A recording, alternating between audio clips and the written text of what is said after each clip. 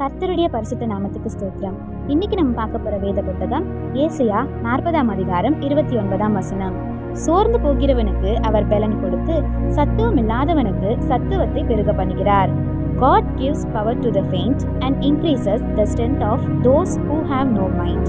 Isaiah 40:29. இது நம்ம ஒரு சின்ன கதையா பார்த்துக்கலாமா? அருண்னு ஒரு பையன் பள்ளியில படிச்சுட்டு வந்தானா. அவன் படிப்புலையும் விளையாட்டுலையும் ரொம்பவே பலவீனமா இருந்தானா. இதனால அவன் சுற்றி இருக்கிறவங்க எல்லாருமே கேலி செய்ய ஆரம்பித்தாங்களாம். அவங்களோட ஆசிரியர்கள் கூட இவன்கிட்டேருந்து இனிமேல் நம்ம எதிர்பார்க்கக்கூடாது அப்படின்னு விட்டுட்டாங்களாம். ஒரு நாள் அவங்க பள்ளியில் விளையாட்டு போட்டி அறிவிக்கப்பட்டது. அந்த விளையாட்டு போட்டியில் ஓட்டப்பந்தயத்தில் எல்லாருமே கலந்துக்கணும்னு சொன்னாங்களாம். ஆனால் அருணுக்கு இதில் கலந்துக்க விருப்பமே இல்லை. ஏன்னா அவன் நிச்சயமாக தோல்வி அடைவான்னு நினச்சானா.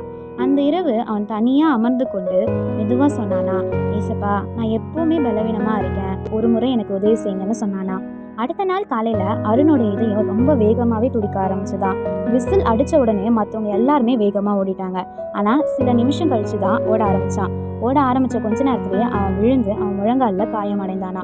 கூட்டத்தில் இருக்கிறவங்க எல்லாருமே சிரிச்சாங்களாம். அவன் கீழே பார்த்து ரொம்பவே அழுதானா. அப்போது அவங்க அம்மா சில வார்த்தைகள் சொன்னது அவனுக்கு நினைவுக்கு வந்துதான். உனக்கு வலிமை இல்லாத நேரத்தில் தேவனிடத்துல கேளு, அவர் உன்னோட ஓடுவாருன்னு. அவன் எழுந்து மெதுவாக வலியுடனே நம்பிக்கையோட ஓட தொடங்கினானா. ஆனா இந்த முறை அவன் ஜெயிக்கல. ஆனா நம்பிக்கையோட ஓடினான்.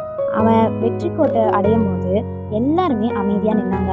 அவன் காலில் காயம் இருந்தது, அவன் முகத்துல ஒளி இருந்தது. அவனோட ஆசிரியர்கள் வந்து சொன்னாங்களா, அருண், இன்னைக்கு நீ ஓட்டத்துல வெல்லல, ஆனா எல்லாரின் மனதையும் வென்றாய் அப்படின்னு சொன்னாங்கன்னா. இதே மாதிரிதான் நீங்க பலவீனமா இருக்கீங்கன்னு நினைக்காதீங்க. ஏசப்பா அவங்க கூட இருக்கும்போது உங்க பலவீனம் தான் பலமாவே மாறும். ஆமாம்.